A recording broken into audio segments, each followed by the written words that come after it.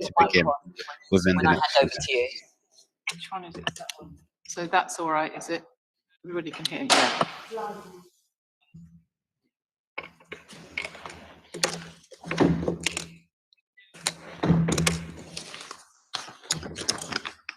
Okay, good evening. I'd like to welcome you all to this evening's licensing committee. For those councillors who are accessing this meeting remotely, a reminder that you are not counted as being present for the purposes of the Local Government Act 1972, and you may not vote on any item under consideration. At the discretion of the chair, you may, however, contribute to the discussion and participate in a non-decision-making capacity. All committee members are required to attend in person. Any member of the council can attend and make a request to the chair to speak or ask a question. And this is under normal rules. All future committee meetings are scheduled to be convened at the Town Hall campus, though at present only members of the committee are physically attending. This meeting will be live streamed for public viewing, and a record of the decisions taken will be published after the meeting. I would like to remind members who are physically present today, this evening, and also those who may be joining remotely of the following protocols. Only speak when invited to do so by the chair. If you wish to speak, please raise your hand and direct all communications via the chair. For those joining remotely, please ensure that your mics are muted when you are not speaking.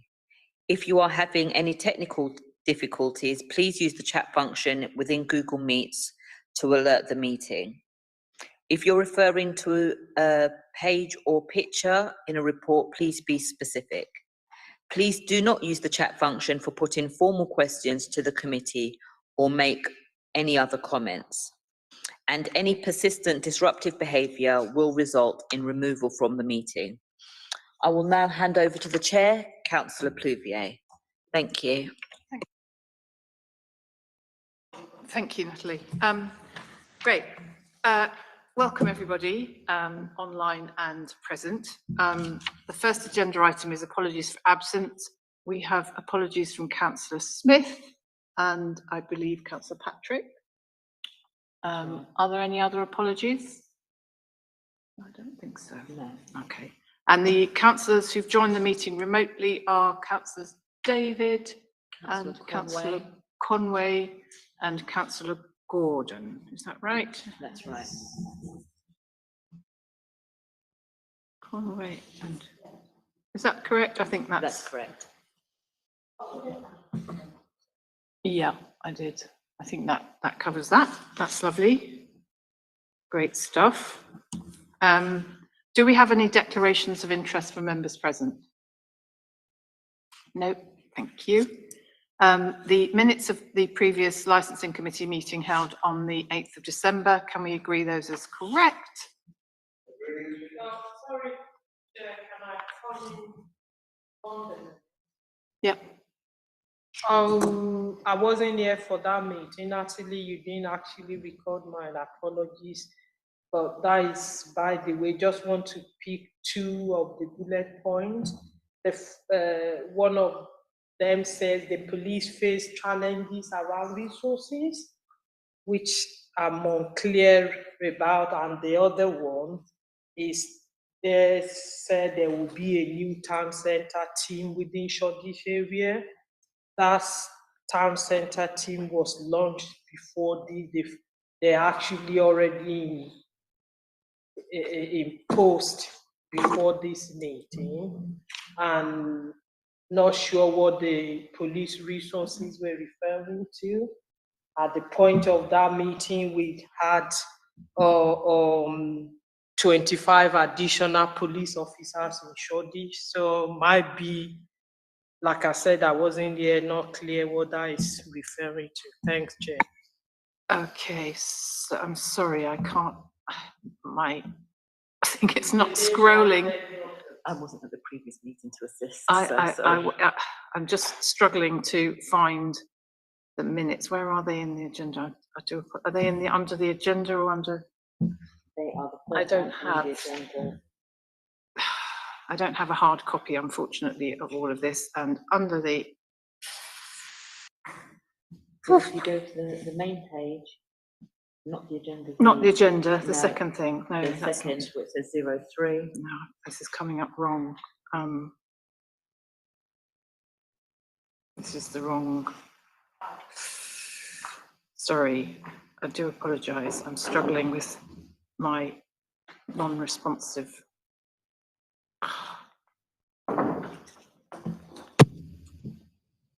I need somebody to give me, please, a hard copy. Thank you. Thanks so much. Thanks, Councillor.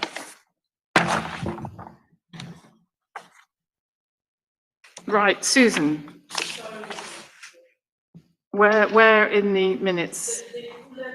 The police faced challenges around resources. I think, I mean, the report wasn't current. It was about what had been happening in the past, as it were, quarter since the meeting before. So I think this, and it is true to say that they had been struggling, I think, in the past. At that particular point, you know, we were you know, I think it was probably in the transition. It was probably written before those resources came on stream.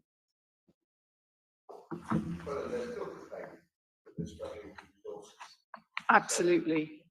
So is that what is the queries, Councillor? The query that I raised, that's bullet point that said this challenge, which just explained that it was not at that point, there would be a new council. Yeah. As at the time of that meeting, those town center team are already fixed. That's the second. So how long had they been in place then? Because this again was, this is referring to the report for that period. So they hadn't been in place for very long, had they? They were literally new. Sorry, Samantha, would you like to come in? So this actually covered the last quarter of our levy year, which was that's on the period. Yes, so July. Yeah, so basically it was a report about the summer rather than a report about October to December. That clarifies.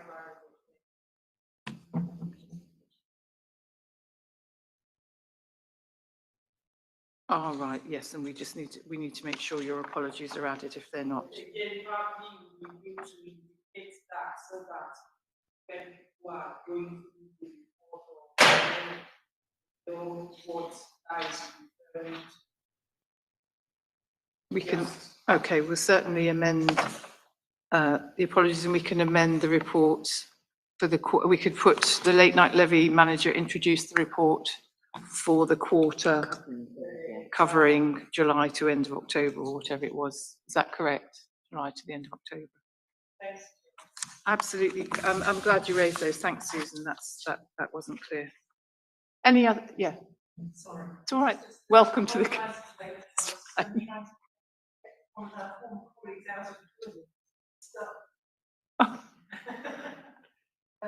We don't think that is.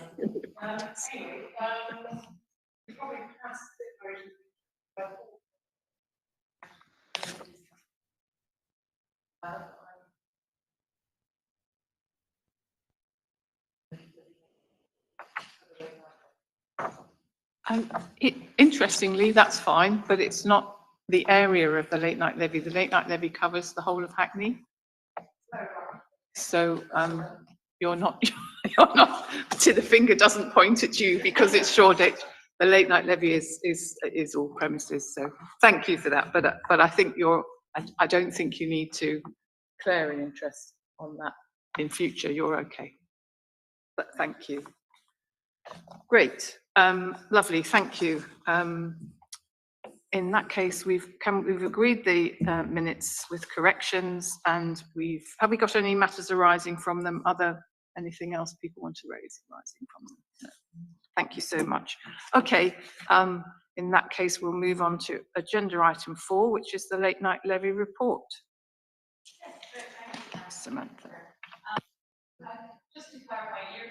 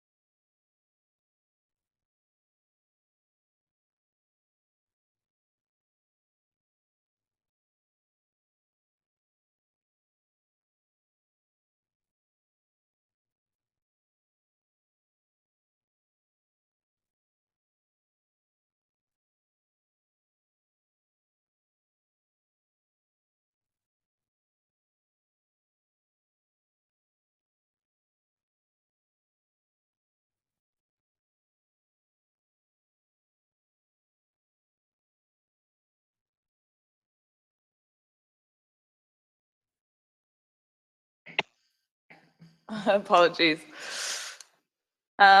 Okay, so the total expenditure for year 5 to date is 93K. So as I said earlier, we have the balance carried over of 146 in receipts as well as the receipts to date, so 102. So we're quite under what we, our expenditure is quite lower than our receipts.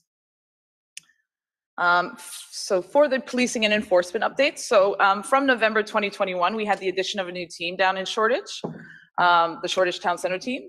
This dedicated team is tasked with problem solving around issues like violence, violence against women and girls, ASB, robbery, and drugs. The addition of the team is added to the resource on Fridays and Saturdays. The late night levy does not fund this team and continues to fund the overtime patrols, which consist of 1 inspector, 4 sergeants, and 24 constables. But we have that same resource with the town center team. It is 24 constables as well, so it's increased our resource quite significantly down in Shoreditch, but they only cover Shoreditch. So we're not spending the full budget we have allocated to policing, and additional proposals are being received from various stakeholders. The legislation states that 70% of the net receipts must be allocated to the police. However, the funds don't have to be spent solely on officers. So we're looking at other ways to spend that on projects that could help bolster the resource down there. So all new proposals for the funding will be discussed firstly at our partnership tasking meetings with the police, and then presented to the nighttime economy subgroup within the council. And then when accepted, the proposal will then be presented to the late night levy board for approval. So some of the current activities and proposals that are being evaluated is the use of medical staff in the NTE, so a mobile medical team, which would assist with vulnerable individuals or people who have become too heavily intoxicated and need medical attention. And this would really help because it would free up quite a lot of police resources, and it would free up LAS as well. So we're looking at bringing that in. We're also looking at bringing in potentially a dedicated NTE CCTV operator. So paying for someone who's dedicated to just look at those nighttime economy areas in the control room. We're also looking at urinals able to be used by females. We carry on with our CCTV radio scheme for licensees. So we have about 50 premises already signed up. That's where we provide a free radio, which they can contact our CCTV control room directly. And we are getting a constant flow of new requests, so it's going quite well. And then we're also looking at potentially having a data sharing agreement to be able to share photos of offenders with venue security via the Hackney Nights portal. So that's something we're looking at with the police. And the creation of electronic briefings that to be distributed on the Friday every week to nightclubs, bars, and pubs ahead of the weekend. And that is via the online portal as well. Just to move on to our communications and campaigns. So we're planning our activities for 2022 at the moment. So we're going to do a big push around the accreditation scheme. So that will take place in May. Basically, we're going to use our pilot phase of the program, which I'll go into more detail about in a minute, to kind of push to the public, to the general public, about these venues that have become accredited. And then we're also doing, in the next week or so, we're going to launch a public awareness campaign around laughing gas, so nitrous oxide. So we have posters that will be in the venues, as well as a social media campaign and a lot of interactive content we're going to be putting on the portal around that. We also want to create a version of the Hackney Hospitality Stars. So using videos of hospitality workers in the borough to spotlight certain issues, promote good practice, and upload that content to the Hackney Nights portal, YouTube and socials, to kind of try and engage the industry and people working in the industry as well. And then we are also looking at a June Pride campaign on inclusivity in nighttime spaces and pushing the accreditation with the list of inclusive venues. And then drink spiking is another area we're looking at as well. So quite a lot going on in the communications department and the campaigns. In regards to venue training, so we're going to continue to offer a constant selection of free training, both available online and in person. So these are available to all licensees, not just levy payees. So our existing training offering, we still have the drinkware e-learning. So that's the online vulnerability training for bar staff. We still have the counterterrorism training. We're also in the process right now. We've teamed up with Tower Hamlets and the police to deliver 8 welfare and vulnerability training sessions across February and March. And these are completely free as well. And there are about 100 participants per session. So quite a lot of staff are in the process of being trained up on that. And that includes, so it covers quite a lot of areas, but it also includes Ask Angela and teaching the venues about that initiative as well.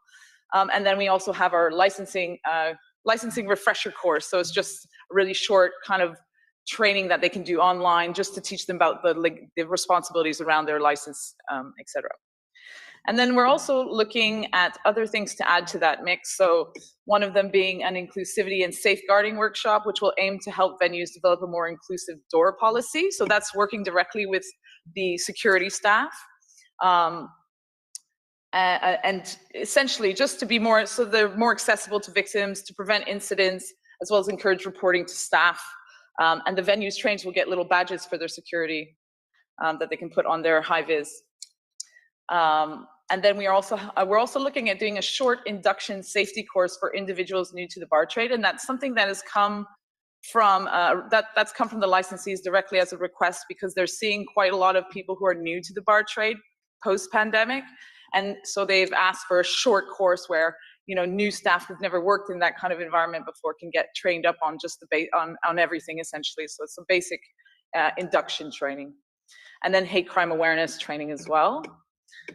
And then we've actually been chosen by the GLA's going to be doing a full case study on the entirety of our Hackney Nights scheme. So I'm working with their consultants at the minute, and they will be, they'll be doing that, working with me on that. And then I'm also presenting a case study on transforming community safety through licensing powers and improving stakeholder engagement. So that's at the Nighttime Industry Conference. So it's just to say that we're getting quite a lot of interest about the things we're doing here in Hackney. A lot of the other boroughs are showing a lot of interest in what we're doing. So I'm getting requests quite a lot to go and speak at various events and things. So it's quite positive. And then, so I just want to touch as well, on the portal and accreditation scheme. So the accreditation scheme, so the venue accreditation scheme is a scheme that essentially asks the licensees to commit a series of benchmarks in order to gain the Hackney Nights accreditation. So the scheme's now entered the pilot phase. So we have about 25 venues that are going to do it initially as a kind of pilot, so that we can test out the processes, make sure it's running smoothly before we launch it across the borough. And as I mentioned earlier, the scheme will launch publicly once all of these venues have completed their journey, and then, and we'll launch it to the public. So we're also ensuring that Hackney accredited venues will be safe spaces for women who feel that they're being the victim of sexual harassment or assault, and for vulnerable individuals. So venues must provide a safe space to help anyone who needs it, essentially. And obviously they're gonna have their badges in the window, so they'll be easily identifiable by members of the public.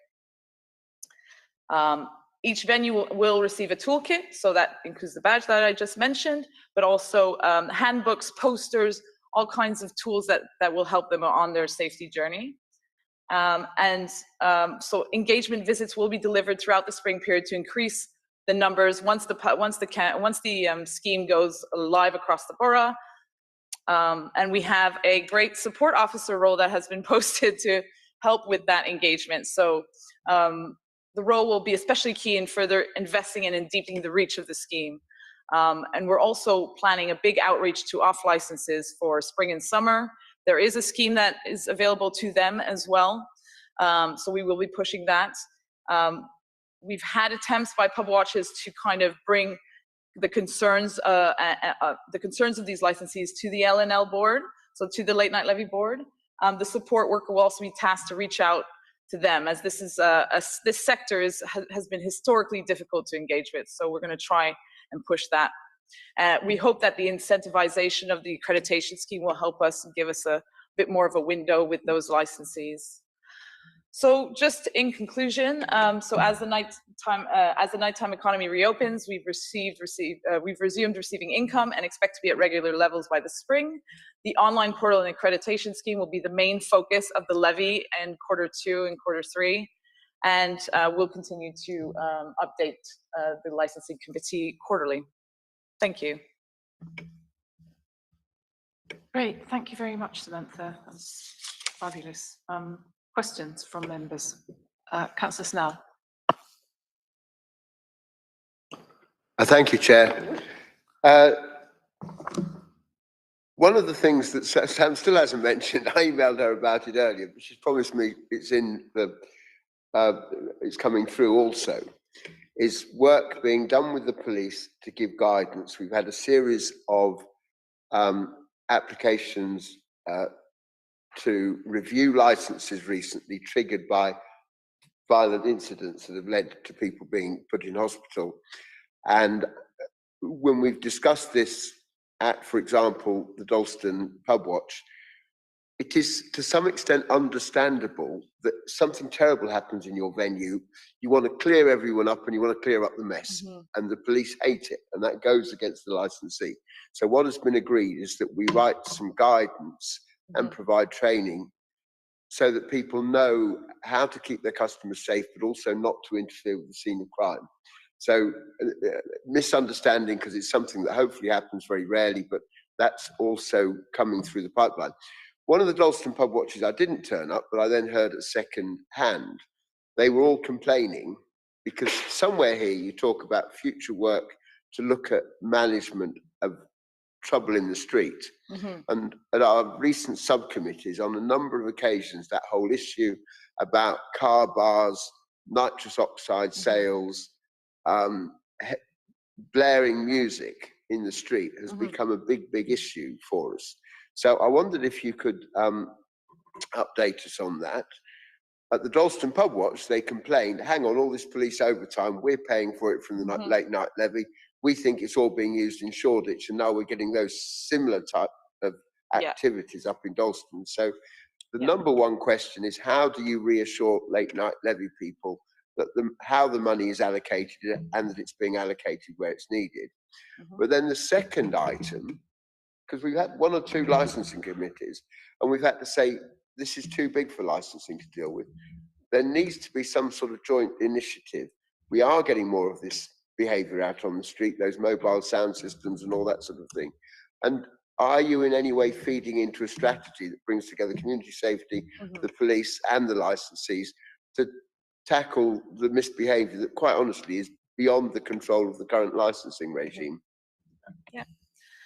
Okay, so just in terms of the guidance for the crime scene preservation, the police are currently working on that package. So that will be uploaded to the portal and distributed once it's ready. In regards to the street, ASB, the car bars, all that, we've actually just, our analysts have just finalized the report because we had an action plan in place for the community safety partnership for the last 3 years. And actually in the last, we've seen actually post-pandemic now, we're starting to see those things come down quite a bit. So we have seen a bit of a reduction there. And we do work, so we've actually, our partnership is quite frankly the strongest it's been with the police in the last few months. With the addition of the Shoreditch Town Centre team, it's actually freed up our late night levy patrols to go to other places in the borough. It's provided that additional resource in Shoreditch to allow us to focus on areas like Dalston and Hackney Central and Stoke Newington and Hackney Wick. So those are our main NTE areas.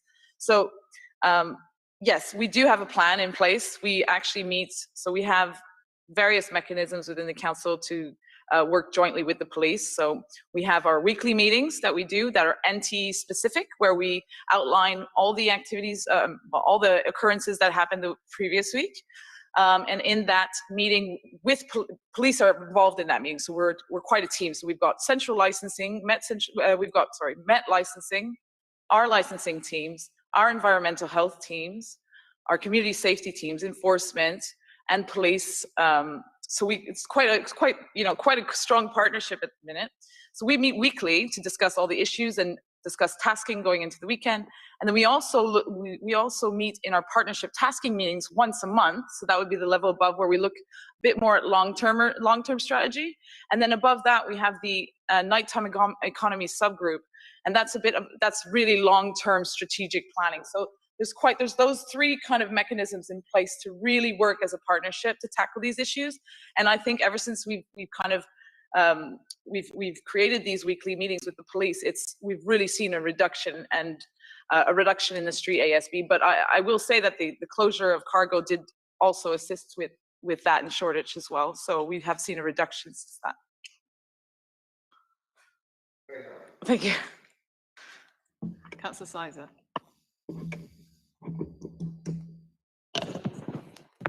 There's a lot that is really good in this. I really like there's some very positive things to work on and ways to engage. And what I was just wanting to check with the violence against women and girls is how much engagement has there been with women themselves? Have there been any focus groups? Have there been any discussion groups with women about what helps them feel safe that could then feed back into the very good work that's happening? And I just think it would work on several levels to really amplify that, not least because if you give women ownership of this discussion and bring them into the discussion, then that will disseminate out and they will share that they've been listened to, feel safer. It just has a ripple effect. So just it'd be really interesting to hear how much the voice of women and girls is feeding into them feeling safe and what work's being done on that. Absolutely. So, I mean, prior to the pandemic, we had so we used to have these sessions. We still do them now, but they're less close together. They're about twice a year. We teamed up with Good Night Out to do training sessions, but which also served as focus groups so that the females in the groups could feed back any issues they had. But we also link in very regularly with the Violence Against Women and Girls team here. I mean, there's a survey out that we did to survey young women around Hackney. There's an online survey that was completed. I haven't got the results from that, but once those results are compiled, that will feed into this work enormously. And so, yes, we also have plans to possibly look at doing a survey within the venues to see if they can feed back anything. Just to say that's exactly what I was thinking of, because I just think it will really help women to feel more empowered and part of the overall discussion rather than being done to. So that's really encouraging, and thank you for what you're doing in that. Oh, thanks.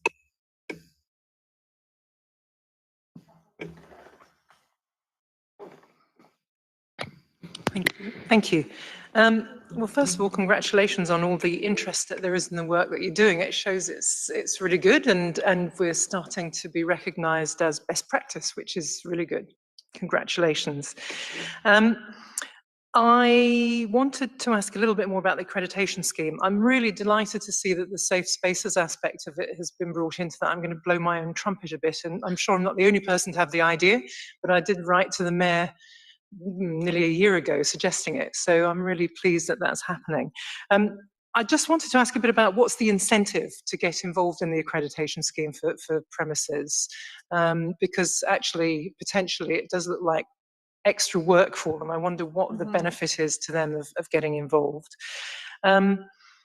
I also wanted to just ask a little bit about when it comes to attending courses like the Drink Aware course or refresher training, or indeed the Pub Watch meetings, do we monitor which venues attend those, and do we keep a record of those things? Because I know Councillor Snell and I were on a licensing committee hearing recently where it was very apparent that they hadn't been attending those meetings.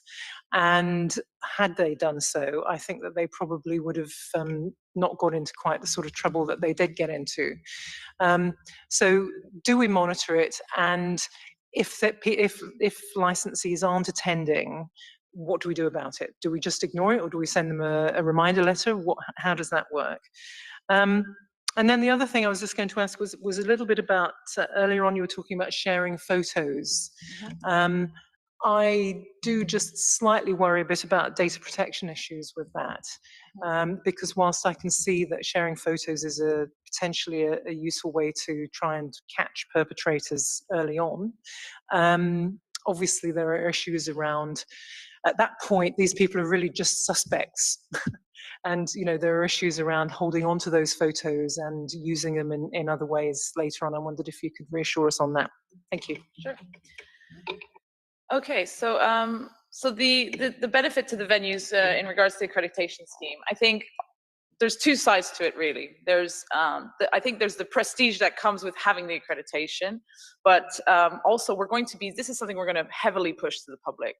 We're actually thinking of doing an interactive map where you can actually see where they all are, and we want to push people to go to these venues. So there's going to be a huge benefit to them from that perspective, but also from the perspective that they will get that 30% reduction of their late night levy fees. But I'm really going for the first rather than the latter. I think if we make this scheme quite robust and you know, if we're shouting about it quite a lot to the public, and to our young users of the nighttime economy, I think there will be they will see the benefit. And I mean, we've seen it already because the take up has been incredible. And I think there's a big appetite for something like this.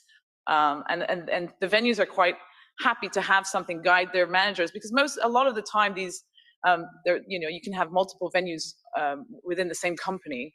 And this is a way to get their managers on the site involved, you know, into the safety, you know, and get them, and also receive the guidance they need to get to where they need to be. So I think, yeah, there's a huge appetite for it, and I do think there's a big benefit there. Do we monitor the venues that receive training? Yes, we know exactly which venue goes to which training. For Pub Watch, we don't, because that's not a meeting that is council led.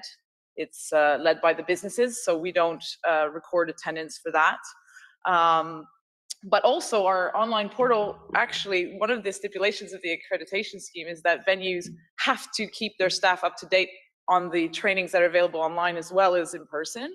And our portal has a fun way of recording how many people they're training up and when automatically, so that actually we get an alert if we get a period of inactivity, or if we see that they're not kind of registering or not attending, it will actually send us a little, you know, alert saying this venue's not been doing the training. So it actually triggers an engagement visit that hopefully that will be the support officer that will conduct that. And then they'll reach out to them and we'll work with them to get them back up to date, if you will.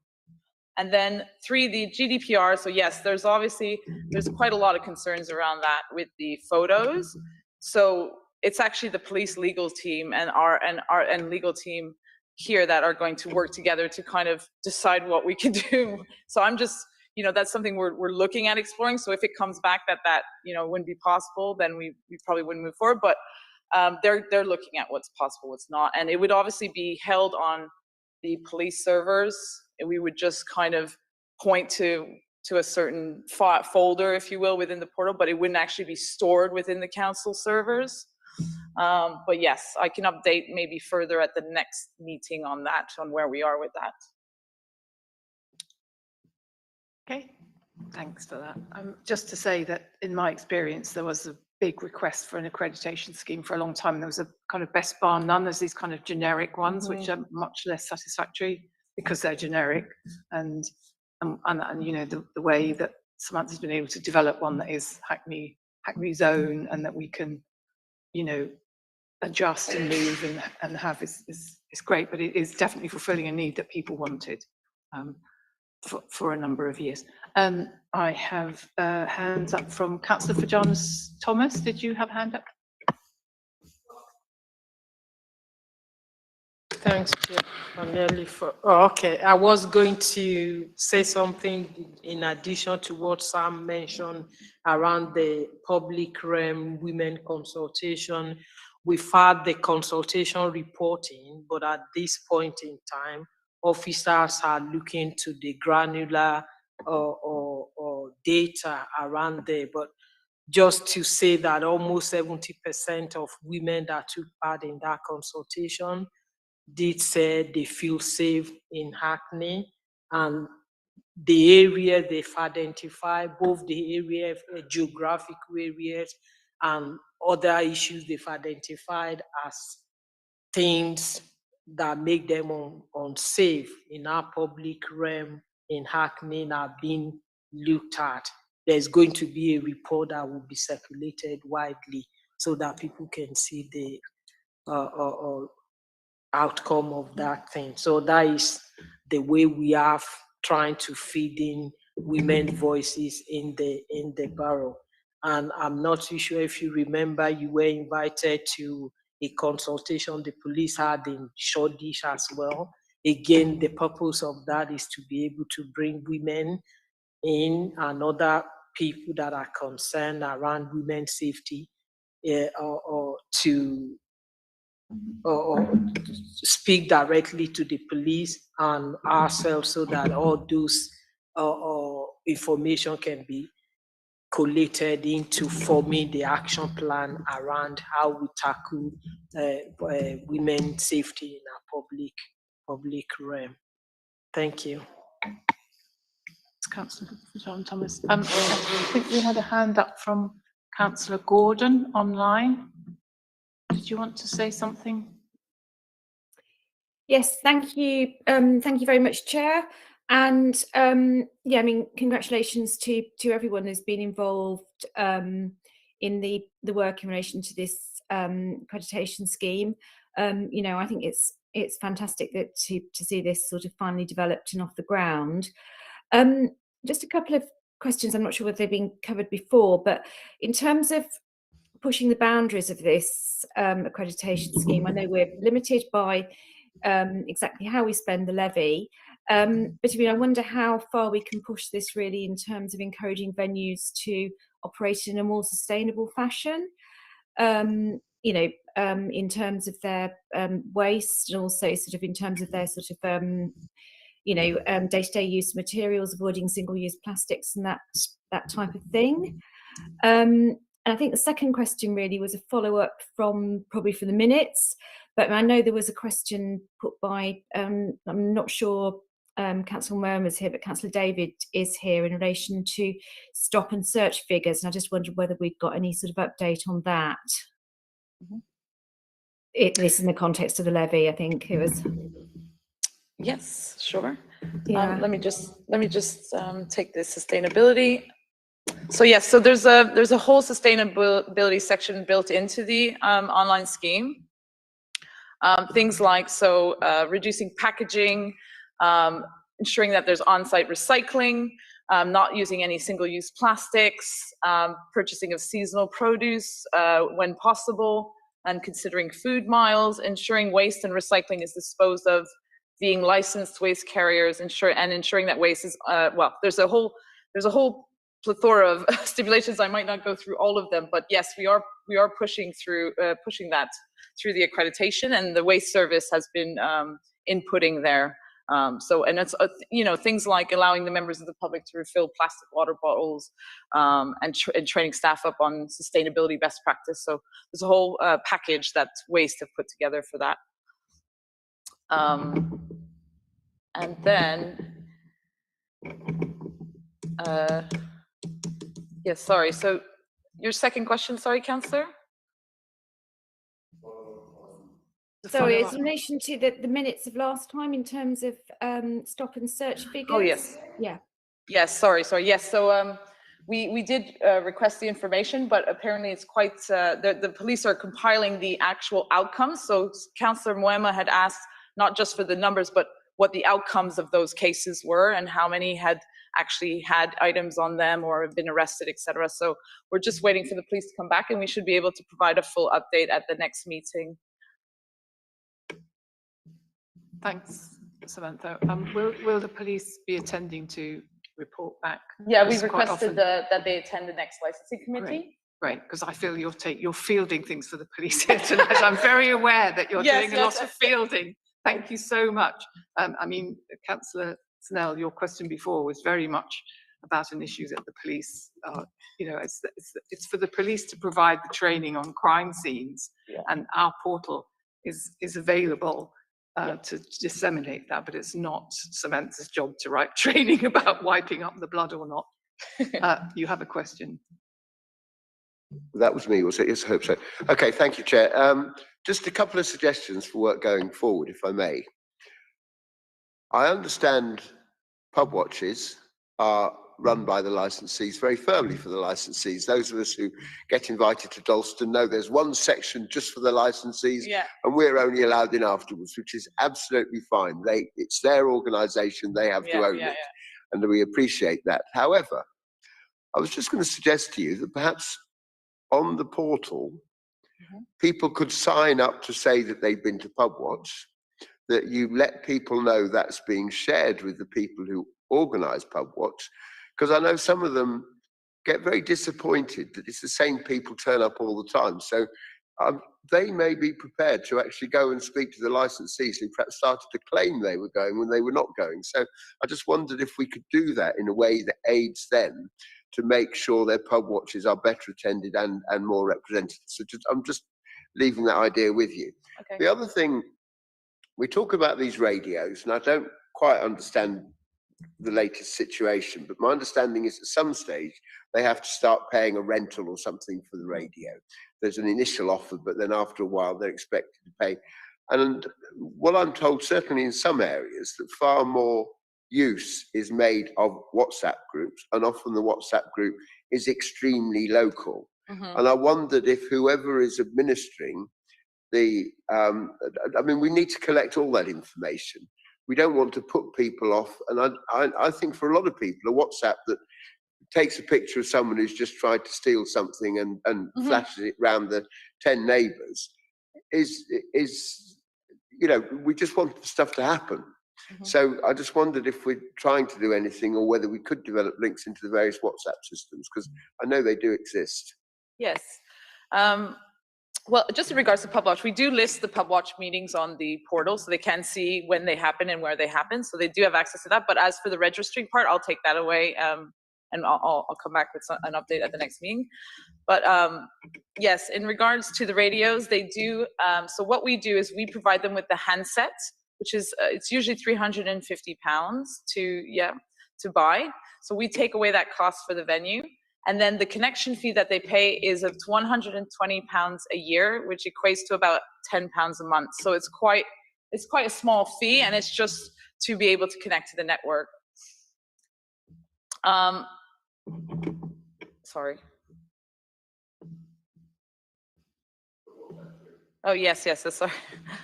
The WhatsApp group, so there are WhatsApp groups that exist already, and a lot of these pub watches are part of WhatsApp groups, but as it's a legal thing actually, that the council cannot engage with these WhatsApp groups, and the police cannot either. So I think it's for reporting reasons. So if they you know, they might take it, that becomes a, you know, a substitute for actually going through the right channels, and that's what we would try to avoid, really. That's in the discussions we've had previously, that's what was decided, basically. And just to let you know, councillors, now that in the last levy board meeting, I think it's Adam from Central area, London Fields and Mayor Street, reported an increased attendance, which is the area where there's been particularly difficult pulling people together. So I think, you know, it's hopeful. And I think there's some indications that the whole energy behind this thing is helping in bringing people forward. I mean, Stoke Newington had their largest ever pub watch a month ago. I think something like 40 attendees. So it's the pub. You've seen an increase in attendance for sure in the pub watches.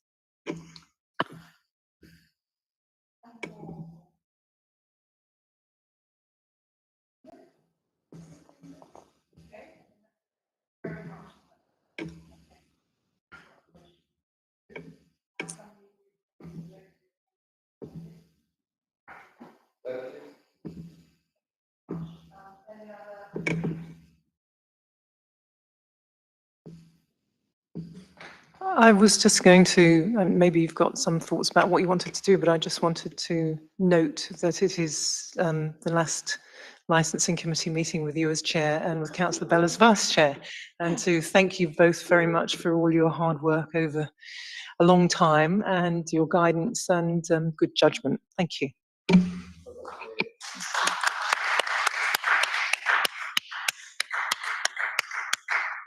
Thank you for that. Thank you to Brian. Add to that, thanks, Councillor Ruth. I was going to thank Councillor Pluvier just to recognize your work over the years, in particular since I've been a cabinet member leading on licensing and nighttime economy. I think your guidance when I started really gave me the confidence to be able to do some of the things that I do. So personally, I say thank you. And on behalf of the council, I think you've done an exemplary job with licensing committee. So well done. And to Councillor Brian Bell, thanks very much again for even remember when I wasn't part of licensing, the way both of you share license committee. It is quite interesting, inclusive, and people do have their say when they're here attending licensing subcommittee. So to both of you, thank you very much for the work you've done over the years. Thank you. I just want to thank that we have a great licensing committee and you all do amazing hearings, and I've already threatened that if this slips at all, I'm going to come back and train you. So, you know, so I expect the standard to be maintained. But thank you very much, and thank you, Brian. And yes, sorry, I'd like to thank both Councillor Bell and Councillor Pluvier for all your hard work and input into the licensing subcommittee and the licensing committee over the years. You will be truly missed, and thank you for all your support and input. We look forward to seeing you maybe in you know, at other committees, maybe in the future as members of the public coming in supporting us. Okay, thank you very much. Councillor Gordon, did you have hand up? Yes, thanks very much, Chair. I think scarily I'm probably one of the longest continually serving members of this subcommittee, apart from yourself and Councillor Bell. You know, it's been a huge pleasure to serve under both your leadership, and I think you're both probably some of the most experienced, you know, and reliable and, you know, skilled chairs of licensing subcommittees, probably, you know, maybe in the whole of the country. And I think, you know, the combination of knowledge and experience you've both got is a huge loss for, you know, for licensing across Hackney and maybe even across London. It's absolutely invaluable. And, you know, the time that you've served has been, you know, a time of, you know, enormous innovation, you know, particularly in relation to the levy, you know, but particularly, you know, presided over a time of change. I think you've really sort of coaxed and managed that very, very effectively on behalf of our community. So congratulations to both of you. You'll be greatly missed. Well, thank you again, everybody. And can I just stress again that, you know, the people on this committee are the people who carry on the work. I hope you're all going to re-stand on licensing committee and keep going. And also to all the officers, Amanda, Natalie, all the licensing officers and Samantha, you know, you are the people that do the work. We just fanny around making a few decisions. It wouldn't work without all of you. So thank you very much.